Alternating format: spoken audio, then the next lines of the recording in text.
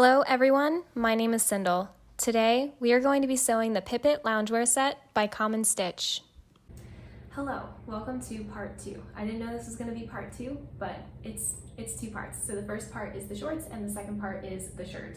So I'm going to be constructing the shirt out of order because in part 1 I mentioned that I messed up cutting the shirt. Essentially what I did is instead of cutting the back piece on the fold, I got distracted with my dog and just cut it as 2 separate pieces, and I tried to mend it together but it just really wasn't working. So I went to the fabric store this morning, bought the same fabric, and I have it in the wash now to cut a new back piece. So while I'm waiting for the back piece to come out and be washed and dried, I'm going to work on the sleeves and the facing, and then I will work on the shirt front and shirt back when it's out of the wash. So what I've done to start is just taken the sleeve cuffs to the iron and pressed it as instructed. So I'm going to now attach these to the sleeve. Okay, I have pinned my sleeve cuff to the sleeve, right sides together, and in this little 1/2 inch margin that you've created that's ultimately going to be hidden, you're going to stitch to secure the cuff to the sleeve. Okay, so you have to think of this cuff as really big bias tape. So this is the edge that we have just stitched to the bottom of the cuff. And now you're going to actually put it into the shape that you pressed it in, just like that. And you're going to top stitch from the right side the top edge of the cuff. And by doing this, you should catch both the top and the bottom, and it's going to be a nice clean finish. Here's what that looks like pinned. Okay, so here is what that looks like. Nice and clean on both sides. So this sleeve is now finished, so I'm going to move on to the second sleeve. Okay, so with my sleeves complete, I'm going to move on to the facing. So this is the curved edge of the facing, which is kind of hook-shaped. I'm going to run a zigzag stitch over the edge here and right here. I just got my machine back from being serviced, so poor timing on the behalf of the tutorial, but I'm so excited. So I went ahead and did a couple more steps to the facing. So I zigzagged those 2 short edges individually, and as you can see, the reason you zigzag them individually is so you can have this seam pressed open, because if you zigzag them together, then it would be bulky on one side or other of this seam. And then, just as the instructions said, I've run a zigzag stitch along both edges of the facing after sewing it together at the center. The next step in the tutorial is to sew the front to the back. So I have this pinned here. And just like with the pants, I prefer to line up the inside of the sleeve. So this is where the sleeve is going to attach perfectly, and then if I need to trim any excess, I'd rather do it on the neckline because this is much more of an exact measurement than this. So when you're pinning and sewing this, I would recommend lining up the sleeve side and then making any adjustments on the neckline. I got a question about how I finish my seams with a zigzag, so I just wanted to show you. So this is my seam and I've trimmed down the allowance, and I'm running a zigzag stitch over the edge. I know some people just do a zigzag stitch over the seam allowance, but I was taught to do it this way so it mirrors an overlocker or a serger, because you are neatly finishing and tying up these 2 edges together so that they don't fray. If you run a zigzag stitch just on the seam allowance, you're still going to deal with the fraying on the outside. So I literally just run it right down the center of the presser foot there.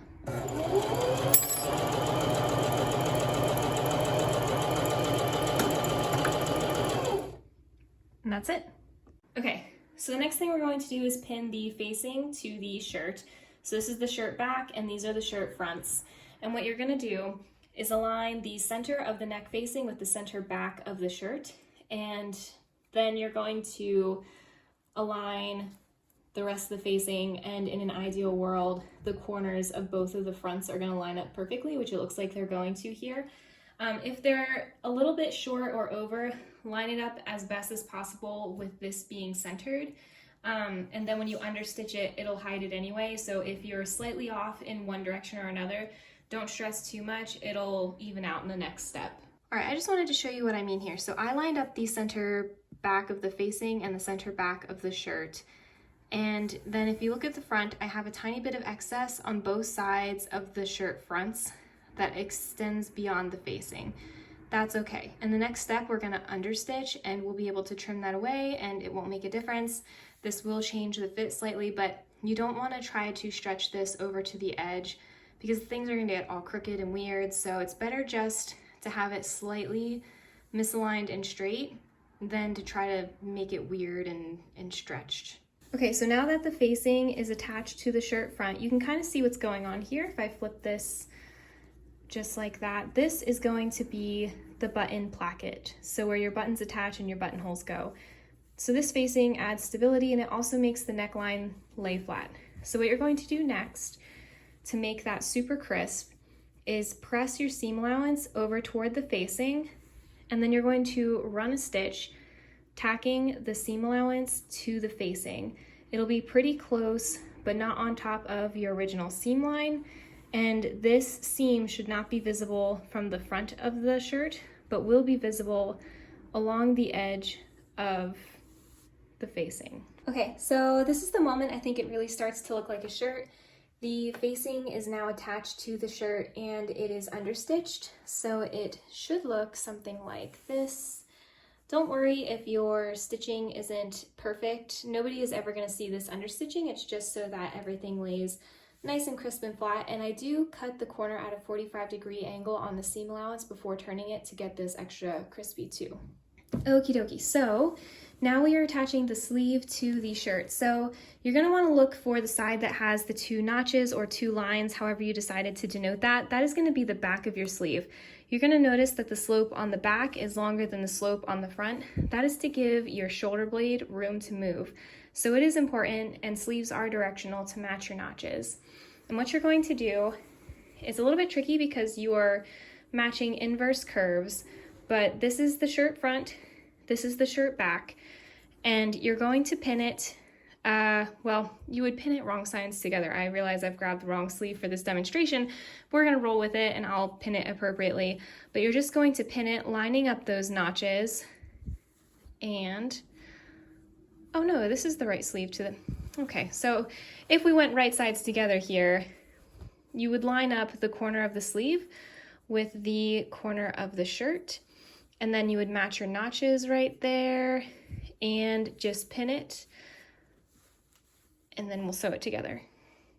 So this is what you should have after pinning your sleeve to your shirt. So I've matched my notches back here, indicating this is the back of the sleeve and the back of the shirt. And you'll also know you're on the right track if the center of the sleeve ends up lining up pretty well with the center of the shirt, and if your corners match pretty well. So you have to realize that the sleeve is on an angle in comparison to the shirt, so it's not going to be a perfect 90-degree lineup, but as long as those corners kind of meet and do that, and then, you know, you're going to see the shirt beyond that, that is what you're looking for.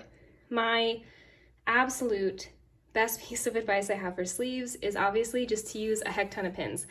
I would never use this many pins on absolutely anything but sleeves, but when you're feeding fabric under your foot, the feed dogs stretch it and it does funny things, and then you're going to end up with a wonky sleeve. But if you put pins literally every 2 to 3 inches, it can't really stretch or slide or do anything, so you're going to end up with a perfect sleeve.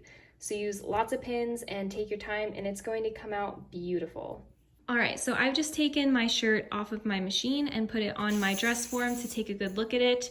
Anytime you attach a sleeve in particular, you're going to want to make sure that the sleeve is smooth, that there's no puckers, that there's nothing strange going on before finishing the seam. Because if, say, this fabric had folded and gotten pinched and puckered right here, it's impossible to fix it after you finish the seam. So, well, it's not impossible, it's just a big to-do.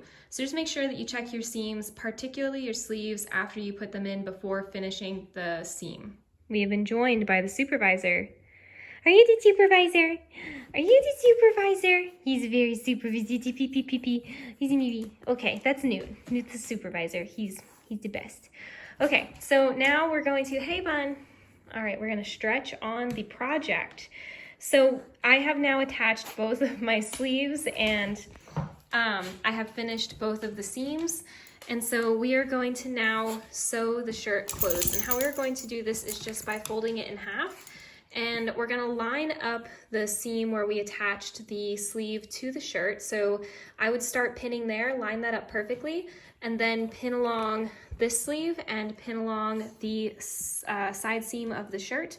And you're just gonna sew that in one L-shaped fashion. So do. We are so close to having a finished shirt. Okay, so my sleeves are now attached and finished, and so is the side seam of the shirt. Everything lines up super well. The directions say that you can tack down this seam allowance here to the cuff of the shirt. I do, just to keep it out of the way, but I'm pretty sure it's optional. And then of course the little four-way intersection of seams lines up really well. So the next thing that I went ahead and did already is run a zigzag stitch along the bottom hem of the shirt. So this is going to be finished in the exact same fashion as the shorts. So the next thing I'm going to do is go over to my iron. I'm going to turn it over by 1/2 inch and then stitch it down, and the hem will be done, and then we will be moving on to the buttons. Okie dokie, so I have finished the bottom hem of the shirt, so it's time to put on the buttons. You can put on the buttons however makes sense. I used to take a piece of paper and draw out the placket and then measure everything and make it super exact, but what I have found works better for me nowadays is to lay out the buttons and then put a ruler next to the buttons and lay them out more methodically, so that's what I'm about to do. And I'll just draw a capital I anywhere a buttonhole should be, and then I'm going to take this to the machine and do my buttonholes. In preparation for this video, I did make a short tutorial on how to sew a buttonhole, and you can check it out. I'll link it somewhere over here. So yeah, I'm going to sit here and play with this and make it work and sew this on my machine.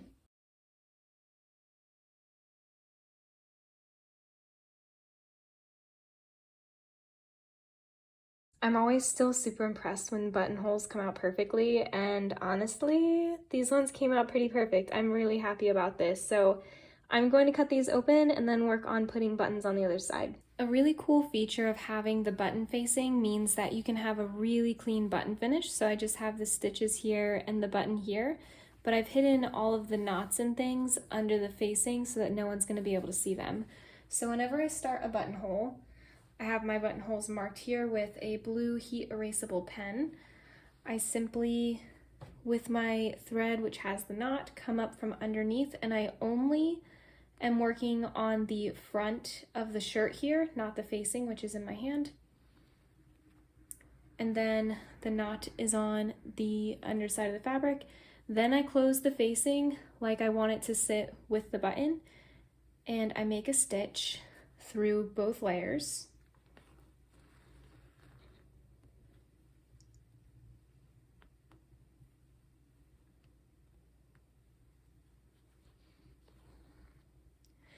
Then I put my button on and I sew the button about 5 times.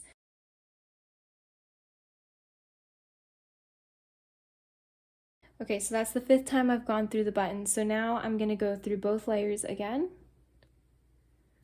to the underside of the facing. And now that I am, on the underside of the facing, I'm just going to thread my needle to the sandwich layer. So now I'm working here, and I'm going to tie off this knot about 3 times and then snip it and leave a little tail, and then it'll all be tucked in and hidden nice and pretty. All right, here is the finished product. I am so excited to wear this. It is so cute. I love the buttons and the cream. I just feel like this is the perfect combination. Oh my goodness.